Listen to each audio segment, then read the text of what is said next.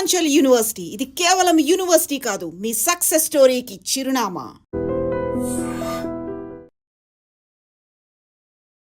Sir ఇంకో విషాదకరమైన సంఘటన నిన్న పేపర్లో చూసింటారు మీరు కూడా. జీతు ముండా విషయము అందరినీ కదిలించి వేసింది. అసలు తన ప్రూఫ్ కోసము తన చెల్లెల అస్థిపంజరాన్ని డైరెక్ట్గా తీసుకెళ్ళిన సంఘటన అనేది మనం ఏ కాలంలో బతుకుతున్నాము, ఎలాంటి పరిస్థితుల్లో, మధ్యయుగాల కంటే కూడా ఇంకా ముందేమైనా బతుకుతున్నామా ఈ సమాజం అనే ఒక ఎరుకను తెచ్చింది. చాలామందికి నివ్వెరపోయారు ఆ సంఘటన.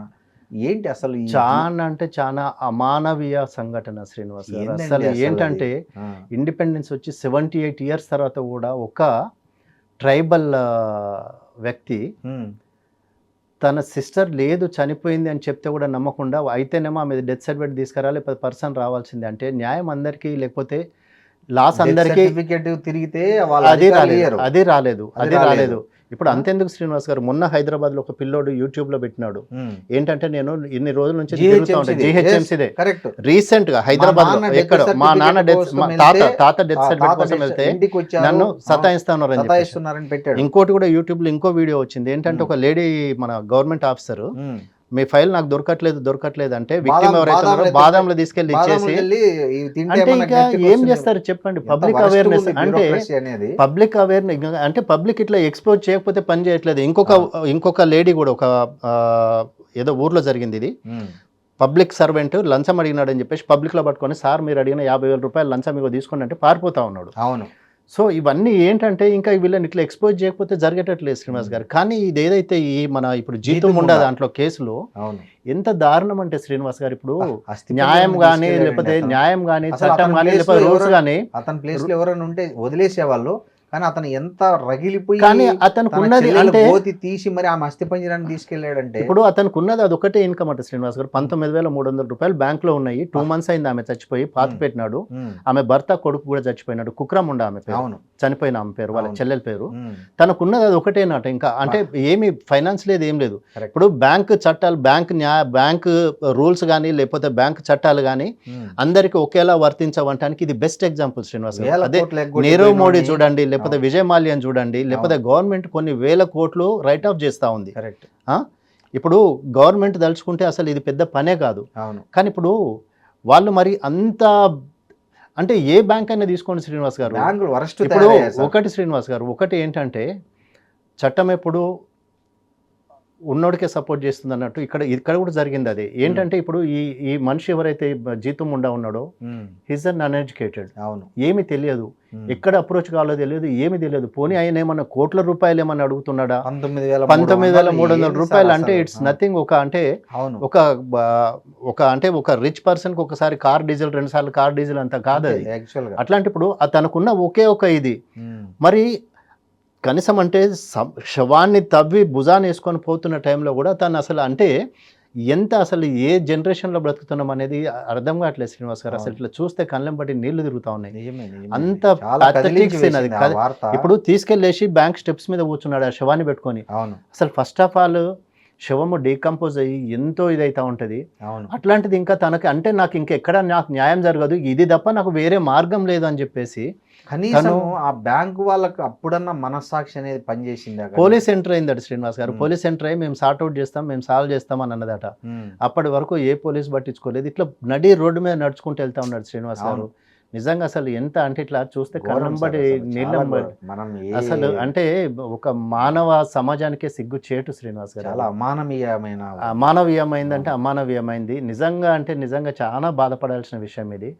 అంటే బ్యాంక్ రూల్స్ అన్న మార్చాలి, లేకపోతే ఇట్లాంటి వాటికి వేరే ఏదైనా వెసులుబాటు కలిగించాలి. కానీ సార్ ఆ గ్రామ సెక్రటరీ ఉంటాడు, సర్పంచ్ ఉంటాడు, వాళ్ళందరూ ఉంటారు శ్రీనివాస్ గారు. వీడే బ్యాంక్ కూడా వెళ్ళి ఆ గ్రామంలో 4 అడిగితే చెప్తారు కదా.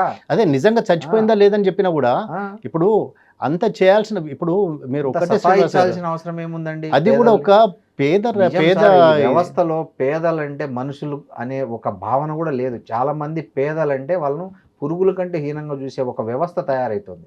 అదే నడుస్తుంది శ్రీనివాస్ గారు, అదే నడుస్తుంది ఇప్పుడు. ఇదే నిజంగా అంటే చాలా బాధ అనిపించింది శ్రీనివాస్ గారు చూస్తే. అయితే నేను కూడా చాలా హర్ట్ అయ్యాను సార్. చదివి నేను చాలాసేపు కోలుకోలేకపోయాను. నేను అంటే ఇది నిజంగా అంటే మానవ సమాజంలోనే బతుకుతున్నామా లేకపోతే ఆటవిక సమాజంలో బతుకుతున్నామా? అంటే ఒక 2 months చనిపోయిన సిస్టర్ని శవాన్ని తీసుకెళ్లి ప్రూఫ్ కింద తీసుకుపోయాడంటే మళ్ళీ ఆ గోతి దవ్వి ఎక్స్ట్రా పని మళ్ళీ దాన్ని పొడిపించినారు. అది ఒక ఎక్స్ట్రా ఖర్చు ఆయనకు పాపం. అంటే ఇంకా అతనికి ఉన్న చాయిస్ ఏంది అసలు?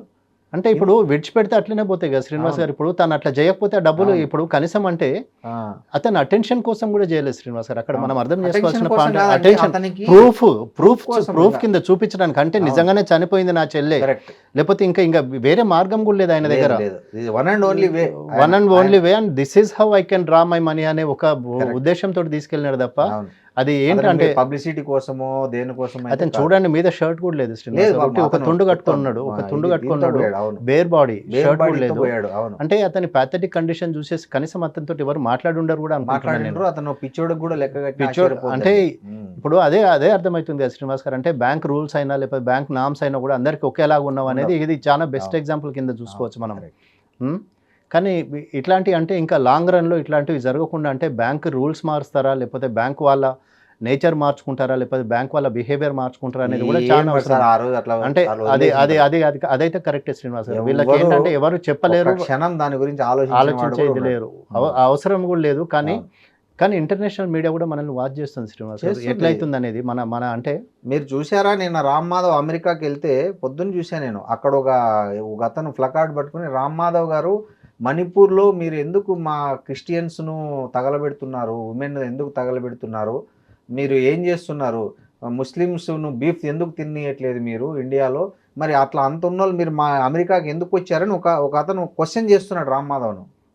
ఆన్సర్ చెప్పారు కదా శ్రీనివాస్. చెప్పలేదు, అతను కారెక్కి వెళ్ళిపోయాడు. చెప్పారు కదా, మీరు అన్నారు ఇంటర్నేషనల్ గా ఇక్కడ ఏం జరుగుతుందో గమనిస్తున్నారు. ప్రతి ఒక్కటి మనమే తీసుకుంటున్నాం. కానీ ఇది ఏంటంటే ఇది ఇక్కడతో అయితే ఆగదు శ్రీనివాస్ గారు. ఇది డెఫినెట్ గా ఇంటర్నేషనల్ మీడియా దృష్టికి పోతుంది కాబట్టి దీని మీద హ్యూమన్ రైట్స్, దీని మీద నేషనల్ హ్యూమన్ రైట్స్, దీని మీద ఇది చాలా పెద్ద ఇష్యూ అవుతుంది. ఇది అది ఏదో గ్రామీణ బ్యాంక్ వాళ్ళు అనుకుంటున్నారు మేము మా పవర్ చూపించినాం అనుకుంటున్నారు, కానీ అది that is going to affect them very badly. And banking system మీద ఒక మాయని మచ్చలాగా మాత్రం మిగిలిపోతుంది శ్రీనివాస్ గారు, for ever in the history. ఇవాళ జీతం ఉండ రేపు చచ్చిపోవచ్చు, లేకపోతే ఆయన ఇంకా ఎప్పుడు ఉండకపోవచ్చు, కానీ this will be a remark for the rest of their life Srinivas గారు. అంటే ఆ బ్యాంకులు ఎవరైతే ఉన్నారో వాళ్ళకి కానీ లేకపోతే బ్యాంకింగ్ వ్యవస్థ మీద కానీ అంటే బ్యాంకులు ఇంత నీచంగా ఇంత హీనంగా బిహేవ్ చేస్తారు అనే దానికి మాత్రం it's a best example. Land mark example, land mark incident కూడా. సో ఇట్స్ వెరీ అంటే బాధపడాల్సిన విషయము. లేకపోతే వీళ్ళకు ఇంకా ఒక ఏంటంటే వీళ్ళకి ఎంత చెప్పినా మార్పు రాదు అనే ఒక స్టిగ్మా వేసుకున్నారు శ్రీనివాస్ గారు ఈ బ్యాంకింగ్ అఫీషియల్స్. మీరు చూడండి ఇప్పుడు మన దగ్గర బ్యాంకులలో కూడా మీరు చాలా బ్యాంకులకు వెళ్ళండి, లంచ్ బ్రేక్ లేకపోతే మీరు రేపు రండి, ఎల్లుండి రండి, గంట సేపులో మన డబ్బులు వేయటానికైనా తీయటానికైనా. అదే ఇప్పుడు అదే ముంచిపోయే వాళ్ళని ఎవరు అడగడు శ్రీనివాస్. వాళ్ళకి ఎదురుపోతారు, ఎదురెళ్ళి డబ్బులు ఇస్తారు, ఎదురెళ్ళి ఇచ్చేస్తారు. మన గవర్నమెంట్స్ ఏమో వాటిని రైట్ ఆఫ్ చేస్తూ ఉంటాయి. సో ఏంటంటే ఇది అందరికీ ఒకటే లా లేకపోతే ఒకటే సిస్టమ్ పనిచేస్తుంది అనేది నమ్మకం లేదు ఎక్కడ కూడా. ఇప్పుడు బెస్ట్ ఎగ్జాంపుల్ జీతు ముండానే. జీతు ముండా వన్ సైడ్ తీసుకోండి, హైకోర్టు అడ్వకేట్ అయ్యండి ఎడ్విన్ కేదాసి గారు, ఇలా నిజంగానే చట్టం అందరికీ సమానం కాదని చెప్తుంటే. అవును శ్రీనివాస్ గారు, ఇప్పుడు మీరు పొలిటికల్ లీడర్స్ ఎంతమంది చూడండి, ఫైనాన్షియల్ డిఫ్రాడ్ చేసిన వాళ్ళు ఎంతమంది వాళ్ళు ఓపెన్ గా తిరుగుతూ ఉన్నారు, పోటీలు చేస్తూ ఉన్నారు. ఇప్పుడు బీహార్ సీఎం చూడండి, ఆయన మీద ఎన్ని కేసులు ఉన్నాయి మీరే చూడండి, చాలా ఉన్నాయి. ఇప్పుడు ప్రెసెంట్ గా ఎన్నికైనా అదే ఒక కామన్ మ్యాన్ పోతే 100 అడుగుతారు. మీరు పాస్పోర్ట్ వెరిఫికేషన్ కోసం చూడండి, పాస్పోర్ట్ అప్లై చేయండి, మీ పాస్పోర్ట్ వెరిఫికేషన్ కోసం వస్తారు, మీ దగ్గర ఎన్ని క్రిమినల్ కేసులు మీ మీద ఉన్నాయని అంటారు. మరి వీళ్ళే ఇదే పొలిటికల్ లీడర్స్ అవే పాస్పోర్ట్స్ పట్టుకొని అబ్రాడ్ వెళ్తున్నారు, అన్ని తిరిగి వస్తున్నారు, అన్ని చేస్తున్నారు, వాళ్ళే పోటీ చేస్తున్నారు. మరి మీరు ఇప్పుడు టాటూ ఉంటే మీరు గవర్నమెంట్ ఉద్యోగానికి అర్హులు కాదంటారు. ప్రజలు కూడా వాళ్ళని గెలిపిస్తున్నారు. అంటే గెలిపించడం అంటే ధనబలం కదా శ్రీనివాస్ గారు. అక్కడ ఓట్లు కొంటున్నారు కదా. ఇప్పుడు ఓట్లు వేసి గెలవటం వేరు, కానీ కొని వేయించుకోవటం వేరు కదా. ఇప్పుడు ఇక్కడ నుంచి బీహార్ ఓట్లేయడానికి వెళ్తున్నారు, బెంగాల్ ఓట్లేయడానికి వెళ్తున్నారు, ఎన్ని వస్తాయని చెప్పేసి. మన బాబర్ షాప్కి వెళ్తే పిల్లోడు లేడు, ఏంటంటే హమారా గాँव में बुलाया साहब, ఓటం के लिए पैसे दे रहे कहते मैं जा रहा हूं అని అన్నాడు. వెస్ట్ బెంగాల్ పిల్లోడు. ఓటింగ్ జరుగుతుంది, ఈరోజు కూడా ఇంకో ఓటింగ్ ఉంది అనుకుంటాను. సో ఏంటంటే as long as money rules దాన్ని మనం ఏమి జస్టిఫై చేయలేం శ్రీనివాస్ గారు. Money power, muscle power. Welcome Srinivas గారు.